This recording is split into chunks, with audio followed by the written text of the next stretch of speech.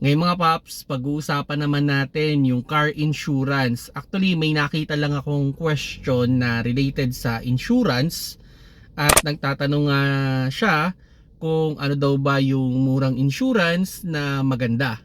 Okay, para sa akin ang magandang insurance, for example, ito scenario lang, nabangga yung sasakyan ninyo, nagkaroon ng damage at kailangan yung ipa-insurance. Ang tanong dyan, saan ninyo dadalhin yung kotse? So kung saan ninyo dadalhin yung kotse, dun kayo magtanong kung ano ba yung magandang insurance. Kasi halimbawa sa kasa, normally may partner yan. Minsan dalawa o tatlong insurance yan na pwede kayong kumuha ng quotation. And kayo na lang yung magbalanse kung saan yung sa tingin ninyong okay sa inyo yung kanilang yung terms tsaka yung insurance money, no? Kung magkano yung naka-insured yung inyong sasakyan.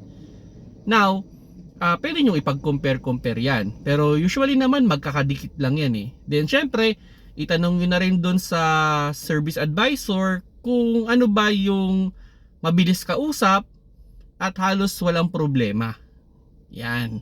So, kumbaga, doon makakuha ka na ng idea. Pero maganda rin, ito rin yung isang magandang idea dyan. Like for example, sige, kasi pag sa kasa, alam na naman natin yan, matagal talaga gumawa, no? And may mga pagkakataon na kailangan mabilis yung proseso ng pagre-repair.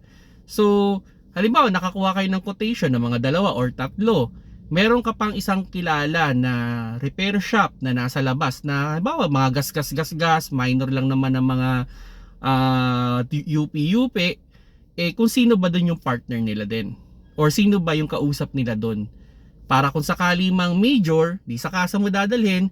Kung minor lang naman, di doon sa kilala mo na okay gumawa na tinatanggap din yung insurance. So yun yung yun yung suggestion ko sa inyo, no. Then ito idea lang mga paps, no, pagdating sa insurance, yan. Normally pwede kayong mag-request ng terms So kumbaga pwedeng kumbaga 3 gives, yan ganyan. Pero ang pinaka i-remind ko lang sa inyo diyan, hindi dahil hulugan yan pwede nyo gamitin. Hangga't hindi nyo napupuli paid yan, hindi nyo pwedeng gamitin yan o hindi nyo magagamit yan. So i-record kayo na ipuli paid ninyo para magamit niyo. Then yon, bago kayo kumuha ng insurance sa labas, o sabihin na natin yung hindi yung insurance na hindi recommended, no? Or sabihin natin kakaibang insurance, i-check nyo muna, especially kung naka-loan kayo, kasi sa mga naka-cash na unit, kahit saan ka talaga kumuha ng insurance walang problema yan Pero kung naka-loan yung unit ninyo at hindi pa bayad, i-check nyo rin yung guidelines ng inyong loan. Kasi may mga bangko na nire-required nila na kung sino lang yung partner nila o yung mismong insurance lang nila. Kasi sa akin personally, nangyari din yan. Yung kotse ko before, hindi ko siya pwedeng kuhanan ng insurance sa iba. Else magbabayad ako ng extra. Yun naman yung kumbaga in 3 years nakalak ako dun sa insurance nila. And unfortunately, medyo hindi ko gusto yung yung pala medyo disadvantage nun pag yung hindi siya totally partner nung kasa. Okay? So yung proseso, parang from quotation, dadalhin ko pa sa bangko, tapos gagano, maraming proseso. So ang ending, parang ayoko na lang gamitin. Yun. So I realized after that, na lang. Kumbaga, kung ano yung partner nung kasa na pagdadalhan ko pag nasira, yun na lang kinukuha ko. Kahit minsan mas mataas ng konti. Minsan naman na pagkukumpara-kumpara ko lang din naman Minsan nga nagpapalit-palit pa nga ako Minsan ito yung insurance ngayon, next year iba na naman, mas babalik na naman ako doon sa dati. Okay lang yun. Wala namang problema yun Basta titignan nyo dyan, syempre yung amount, kung magkano yung babayaran ninyo, yung terms, kung ilang gigs ba yan, 'di ba? Para hindi naman masyadong mabigat. Then check nyo rin yung coverage area, coverage nung insurance niyo, gaano ba kalaki. Then yun. Actually, pwede nyo pang palaro yan Pwede nyo pang ipa-up yung ganito, pwede nyo ipababa yung ganito. So mag-iiba-iba nga lang yung presyo. Pero yun, sa insurance ang suggestion ko sa inyo diyan mga paps, okay? So kung saan nyo dadalhin, doon kayo magtanong. Yan. Now, yun nga, balik tayo, no? So halimbawa nakakuha ka ng 2 quotation o 3 quotation sa different partner nung kasa na yon, di tanong mo naman dun sa repair shop na sa halimbawa mga minor lang, mga tipong gas-gas lang naman, lubog ng konti, tanong mo naman sino yung partner din nila. Kasi minsan may mga kasa rin o may mga talyer din na outside na tumatanggap naman ng ng insurance. Yun. So although ganun pa rin yata yung participation fee, pero ganun na lang yung mas mabilis kasi pag sa labas. So yun mga paps, no, sana nakakuha kayo ng idea with regards insurance. Yan. So sa mga bibili ng insurance dyan or kukuha, sa ngayon wala akong maire-recommend, kasi ang maire-recommend ko talaga sa inyo ay kung saan nyo dadalhin at kung ano yung isasuggest sa inyo nung service advisor, yun yung the best na insurance para sa inyong kotse. Okay? So yan lang ang niyan. And talagang pag insurance ng usapan, expect nyo na medyo matagal ang proseso. Yun talaga yun. So talagang possible aabutin talaga ng 1 linggo. Iba nga umaabot pa ng 2 linggo bago nyo talaga makuha yung unit. And yun, may babayaran talaga kayong participation fee, no? Depende sa contract yan, nakalagay naman yan dyan kung magkano yung participation fee niyo per accident yan.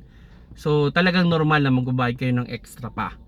Then yung nga, kung gaano katagal yun, yun na yun. Okay? So yun yung isang scenario, no? Pag nagpa-insurance tayo, kung cash yung unit, hindi naman kayo required. Pero normally sa mga naka-loan na unit, required talaga kayo na magkaroon ng insurance. Depende talaga doon sa contract. Iba 3 taon, yung iba naman talagang during the loan naka-insure dapat. Kasi actually yan safety yan ng bangko. Yun talaga yun. So kumbaga, whatever happen, yung sasakyan maibabalik sa kanila ng buo.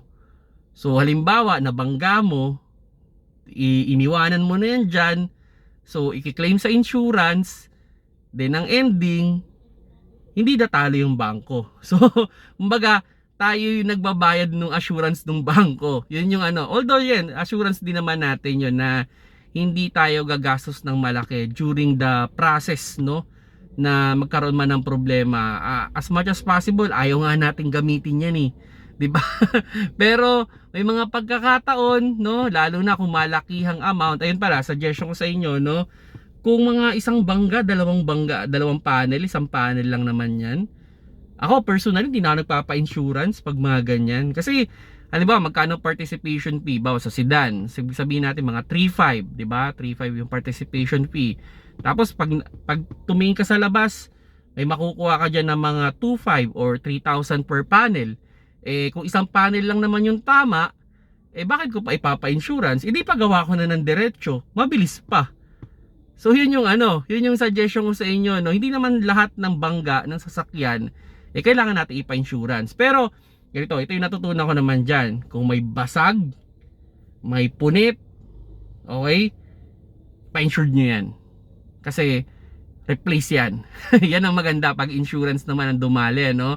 Parang yung sa akin, yung side mirror ko, medyo umano lang ng konti.